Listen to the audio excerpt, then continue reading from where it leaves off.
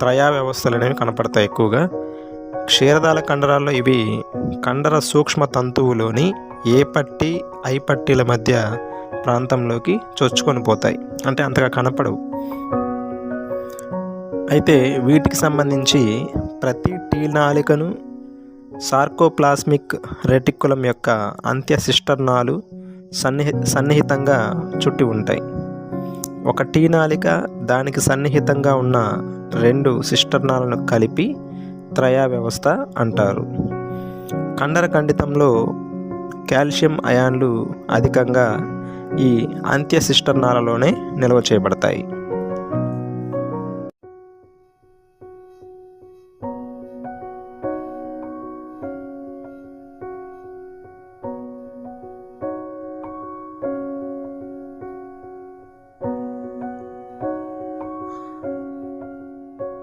So ఇక్కడ చూడండి, గమనించండి ఈ డయాగ్రామ్ బాగా.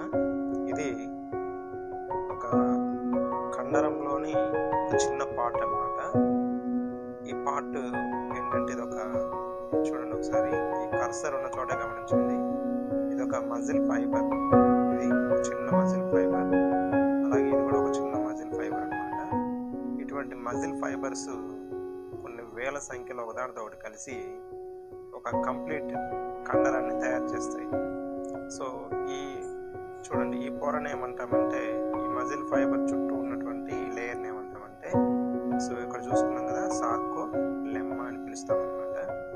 అయితే క్షీరదేతర సకశేరుకాలలో ఈ సార్కో లెమ్మా అంటే ఇది, ఈ సార్కో లెమ్మా అనేది లోపలికి ఇట్లా వచ్చేసి లోపలికి వెళ్ళిపోతుంది ఇట్లా. సో ఇలా లోపలికి వెళ్ళిపోవడం వల్ల ఒక చిన్న బ్యాండ్ లాగా తయారవుతుంది అన్నమాట. చూడండి ఇది. సో ఇలా బ్యాండ్ లాగా తయారు చేయడం వల్ల దీన్ని అడ్డు నాళిక అని పిలుస్తాం అన్నమాట. అంటే ఈ యొక్క సార్కోలెమ్మ ఆ కండరాల్లో లోపలికి వెళ్ళిపోవడం వల్ల ఒక చిన్న తాడులాగా బ్యాండ్ లాగా తయారవుతుంది అడ్డంగా. కాబట్టి దీన్ని అడ్డు నాళిక లేదా టీ నాళిక అని పిలుస్తాం అన్నమాట. అయితే ఇక్కడ గమనించండి ఈడ.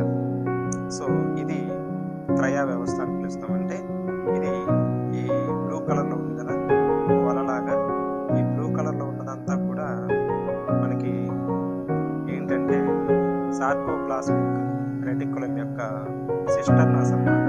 అంటే మామూలుగా మనకి ఎండోప్లాస్మిక్ రెటిక్యులం ఎలా ఉంటుందో ఒక సాధారణ కణంలో, అలాగే ఈ కండర కణానికి సంబంధించి సార్కోప్లాస్మిక్ రెటిక్యులంగా పిలుస్తాం అన్నమాట.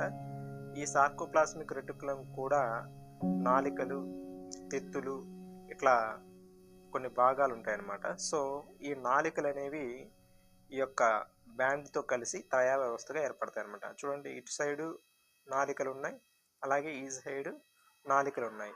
సో ఈ వైపు ఉన్నటువంటి నాళికలు, ఈ వైపు ఉన్నటువంటి నాళికలు, అలాగే ఈ బ్యాండ్, ఈ మూడింటిని కలిపి త్రయా వ్యవస్థగా చెప్తామన్నమాట.